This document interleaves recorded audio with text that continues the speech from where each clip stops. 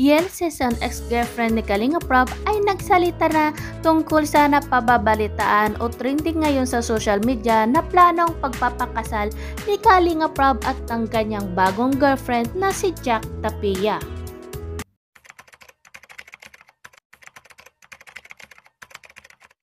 초콜릿은 달콤해 달콤해 달콤해 오렌지는 상큼해 상큼해 상큼해. Dahil sa trending at usap-usapan sa social media ngayon na nagpaplano na ngang magpakasal itong si Kalinga Prab at ang kanyang bagong girlfriend na si Jack Tapia, kaya naman hindi maiwasan ng mga netizen na tanungin kung ano yung mararamdaman o yung masasabi ni Yel Season na dating ex-girlfriend ni Kalinga Prab na long-time girlfriend niya nga. Ano kaya yung masasabi ni Yel Season sa planong pagpapakasal at sa mga trending na balitang nito tungkol nga kay Kalinga Prab. Kaya ito naman mga langga, sa latest vlog ni Yel Season ay may sinabi siya tungkol sa naging relasyon nila ni Kalinga Prab at ito yung sagot niya. Ang tanong niya sa akin, how was the healing process on your end po? Was it hard, easy, etc.? Sana po masagot. Ang pag-move on talaga is a very long process. And kasama doon yung healing process. So, I would not say it's easy kasi mahirap talaga siya. Pero, hindi ko sinasabing hindi rin kaya. Ang importante is, you keep moving forward and hindi ka sumusuko. Every day, kailangan meron kang progress. Kaya mo naman i-assess sa sarili mo na kung talagang meron kang progress sa pag-move on mo. And for me, feeling ko, ang laki na din naman yung improvement ko. And napapansin din naman siguro nila mama. Kasi sila yung parating kong kasama. And yung mga closest sa akin, yung mga friends ko, mga office mates. Siguro naman, kung nanonood kayo, comment kayo kung... sa akin kasi, it's really difficult. But I know na everything will be worth it naman in the end. Kaya, yun. Don't lose hope, don't lose faith. Medyo hindi ako handa sa tanong na yun. Dahil ko nga pala, ang healing process kasi is hindi naman siya magdamag. Hindi lang siya overnight. So yun lang. Yun na yung masasabi ko. Your emotions right now. Ang dami ko din favorite na kanta. Pero siguro yung parati kong pinapakinggan, yung Beautiful Scars. Kasi ang ganda ng lyrics na. Sample, kaya nga bang kantahin? Wag na. Huwag na natin kantahin. Basta maganda yung lyrics na.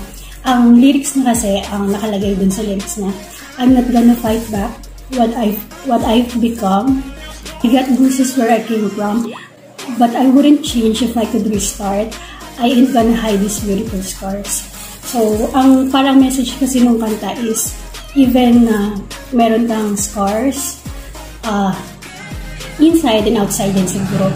Dapat hindi mo siya i-hide, wag mo siyang ikahiya. Kasi lahat naman tayo, hindi tayo perfect.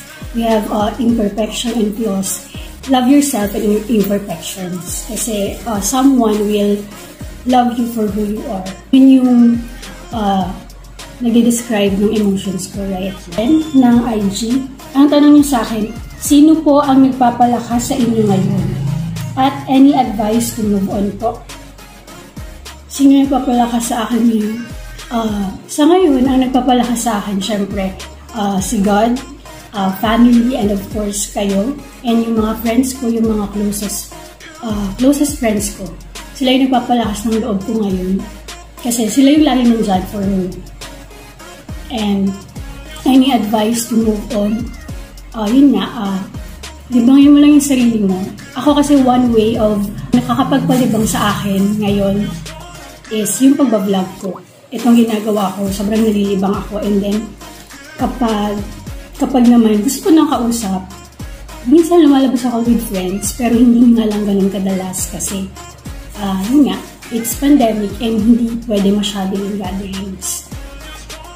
Siguro soon, basta yun, kailangan hanapin mo lang or i-discover mo kung ano yung yung mga bagay na sa tingin mo makakapagpalibang sa'yo na hindi mo maiisip kung ano man yung mga negative thoughts. And yun nga, mag-pray ka lang, huwag kang mawawala ng faith. Kasi yun yung best weapon sa life, sa lahat ng pinagdadaan ng prayers. Yun, support. Kailangan mo din ng support from your loved one. Have a great day ahead. Ang tanong niyo po is, ano po yung hardest battle mo this year na na-overcome niyo po at paano niyo po nalampasan? This battle na napagdaanan ko ngayong taon, this year ba ang tanong niya? Yung breakup ko siguro. Kasi it was unexpected and I wasn't ready for it. Pero kinakaya siya. I mean, kinakaya ko siya. And siguro hindi ko siya malalampasan, hindi ko siya ma-overcome yung battle na yon kung walang tulong ng friends, ng family, and kayo. And yun nga, prayers. Yun talaga yung importante.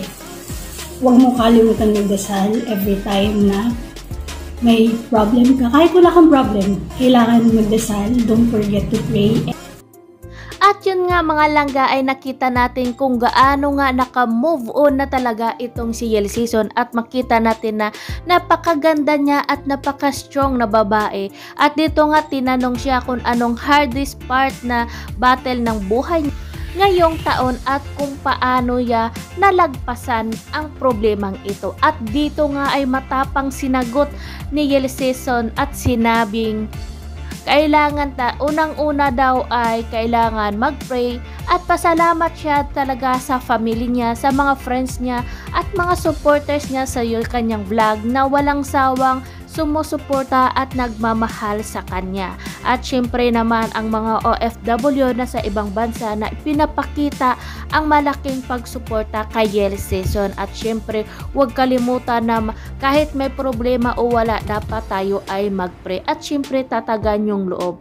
Lahat tayo ay mga may process yan kung paano tayo mag-move on sa nangyari.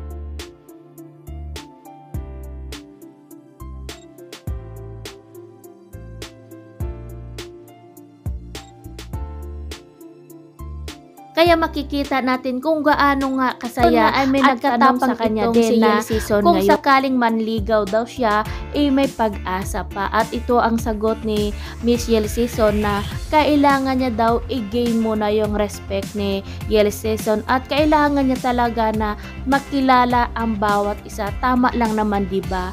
Huwag tayo magpadalos-dalos sa ganoong relasyon kasi nga ay pag once na sumabak o pumasok tayo sa isang relasyon ay kailangan pag-isipan at kailangan ay determinado ka at totoo ka sa iyong nararamdaman. Kasi pangit naman yung papasok ka sa isang relasyon na laro-laro lang at kung yung isa ay nagmamahal sa iyo ng totoo masasaktan lang siya. Pangit naman yung ganun, di ba? Mas maganda na yung sigurado ka at totoo ka sa sarili mo bago ka pumasok sa isang relasyon. Kaya napaka-proud tayo dito kay Miss Yel Season kasi nga napakatapang niya at napaka matalino na babae, kaya bine-bless niya. At sana nga sabi niya ay darating din yung isang lalaki na magmamahal at tatanggap sa kanya kung ano siya, diba? At syempre ay igagalang siya. Kaya nakaka-proud kaya Miss Yel, ang masasabi ko lang sa iyo napakatapang mo. Alam namin na mahirap yung pinagdaanan mo, pero gaya nga ng sabi mo kailangan yan everyday may progress at merong hindi naman yan basta-basta mawawala o maka-move on ka, pero at least araw-araw may progress ka na dine-develop na para kung paano mag-move on. Kaya saludo ako sa iyo, sana ay makita mo rin balang araw yung dawan mo talaga na handang magmahal at tanggapin ka kung anong meron ka at syempre irerespeto ka at mahalin ka bilang babae. Kaya good luck, more power, and God bless us all.